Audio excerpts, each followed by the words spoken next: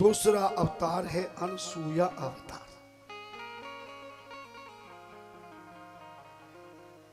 ब्रह्मा के पुत्र अत्रि ऋषि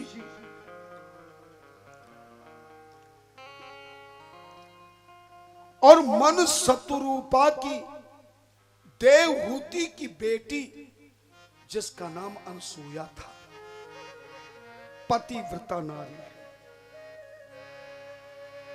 गोदावरी नदी के किनारे पे आश्रम बनाकर रहते हैं। एक बार नारद जी ने जाकर के ब्रह्माणी लक्ष्मी और पार्वती जी को अनुसैया के पातिव्रत धर्म की महिमा का गुणगान करते हुए कहा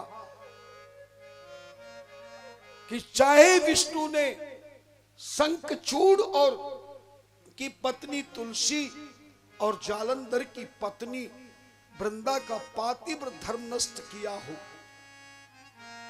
लेकिन मृत्युलोक में अनुसैया का पातिव्रत धर्म नष्ट नहीं कर सकती। भगवान शिव की लीला से तीनों देवियों के मन में अनुसैया देवी के प्रति ईर्ष्या हो गई, क्योंकि नारी दूसरी नारी की महिमा को नहीं सुन सकती, बुराई तो सुन सकती है। तीनों देवियों ने तीनों देवताओं को अनुसैया के पातिव्रत धर्म नष्ट करने का हठ किया। यद्यपि त्रिदेवों ने तीनों देवियों को खूब समझाया, पर समझ में जब नहीं आया तो तीनों देवियों ने संतों का रूप बनाया। अनुसैया के द्वार पे जाके दरवाजा खटखटाया, अलख जगाया और कहा कि हम भोजन करने आए हैं, भूखे हैं। तभी अनुसैया से तीनों संतों ने भोजन तैयार करवाए, लेकिन आसन पर बिठाकर जब भोजन कराने लगी तो तीनों के तीनों महात्मा के रूप में देवता गुस्से में भर गए, क्रोध में भर गए। बोले, किम कारणम अस्ति देवम, आप भोजन क्यों नहीं कर रहे? कहा कि हमारे भोजन करने का नियम है, जो देवी हमें भोजन कराना चाहती है अपने हाथ से शुद्धता से भोजन बनावे और भोजन बनाने के बाद अपने शरीर से सारे वस्त्र उतार के निर्वस्त्र होकर 6 महीने के बच्चे की तरह हम तीनों को अपनी गोदी में लिटाकर अपने हाथ से छोटे बच्चे की तरह माँ जैसे भोजन कराती है, ऐसे भोजन कराती है, तब हम उसका भोजन स्वीकार करते हैं। बोल, तू कर सकती है या नहीं कर सकती? एक बार तो अनुसैया ने सुन करके हृदय में अंधकार का महसूस किया, पर तुरंत ध्यान लगा के पता चला कि ये तीनों देवता हैं, मेरी परीक्षा लेने आए हैं। और सच बताओ, परीक्षा के दिनों में बढ़िया तैयारी करनी चाहिए कि आलसी करनी चाहिए? अनुसैया ने तैयारी की, हाथ में जल लिया, पति का ध्यान किया और तीनों देवताओं पे जैसे ही जल छिड़का, जल छिड़कते ही तीनों देवता जो संत रूप में आए थे परीक्षा लेने, वो 6-6 महीने के बच्चे बन गए।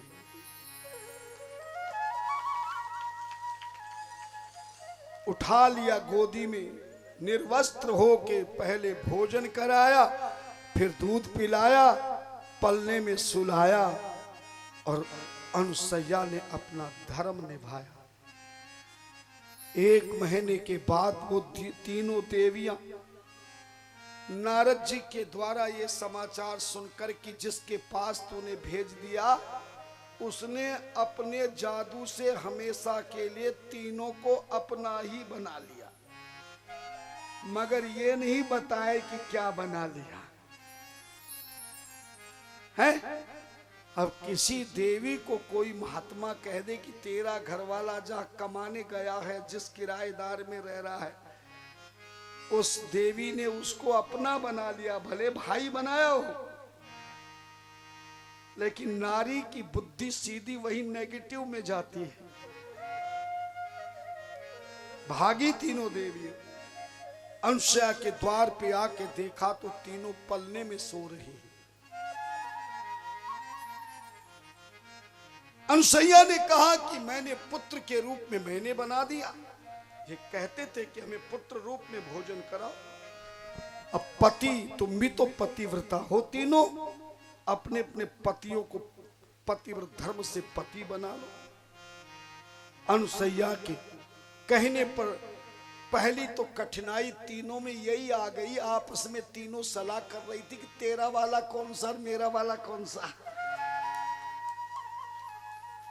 क्योंकि 6 महीने का बच्चा, वो भी नंगा।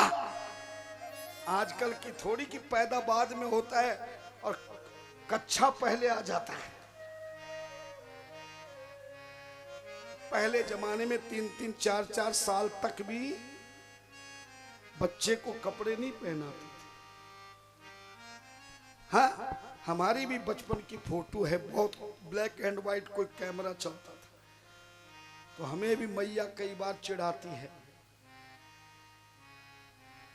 आज से 50 साल पहले माँ अपने बच्चे को कई वर्षों तक, 2-3 वर्ष तो नहीं पहनाती थी, इसलिए बीमार भी नहीं होता था, क्योंकि शरीर में धूप लगती थी, हवा लगती थी,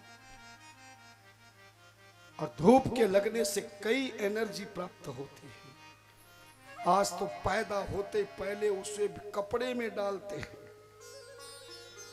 और चाव से नए नए कपड़े लाते हैं, जबकि शास्त्र कहता है कि पैदा होने वाले बच्चे को नए कपड़े अपने घर के नहीं पहनाना चाहिए। किसके पहनाना चाहिए? क्या बात है। देखो, अपने ससुराल के यहां से जब नामकरण संस्कार होता है, आपके नेपाल में होगा ना, मैके वाले लाते हैं, जिसको पेज कहते हैं या कुछ कहते हैं, बच्चे के सुंदर कपड़े वही पहनाए जाते हैं।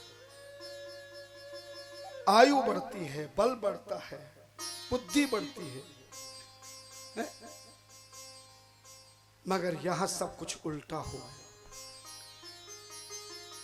तीनों बच्चों को नहीं पहचाना कि मेरा पति कौन सा है, और अचानक लक्ष्मी जी ने एक बच्चे को ये समझ के उठाया कि ये मेरे परमेश्वर हैं, पतिदेव हैं, विष्णु भगवान हैं।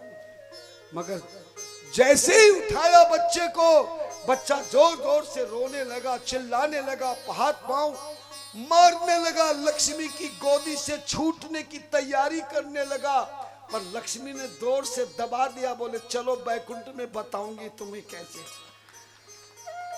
मगर बच्चे का दोष नहीं था, लक्ष्मी का दोष था, क्योंकि जिसको विष्णु समझ के गोद में लिया था वो भगवान भोलेनाथ थे।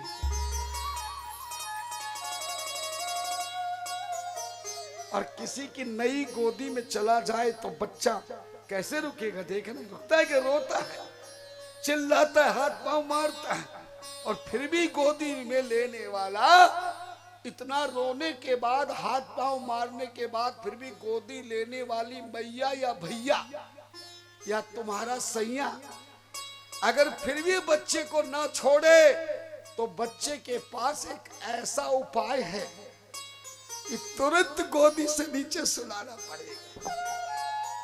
कहो तो बताऊं, नहीं रहने दो, वो सूसू कर देता है।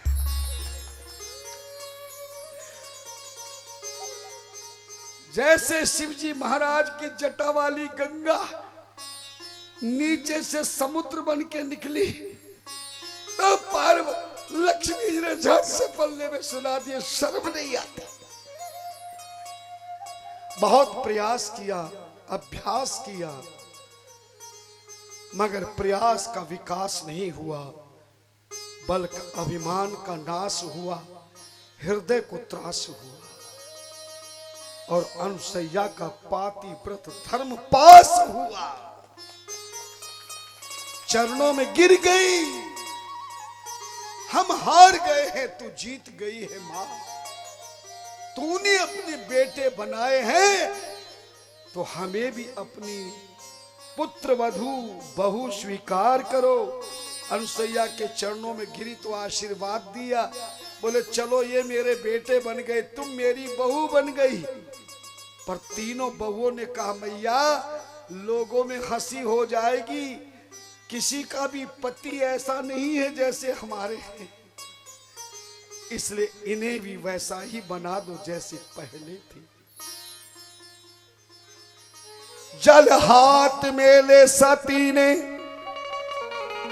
जल हाथ में ले सती ने पति का ध्यान किया और तीनों पे जल डाल के ब्रह्मा विष्णु महेश बना दिया। तीनों देवता बोले मां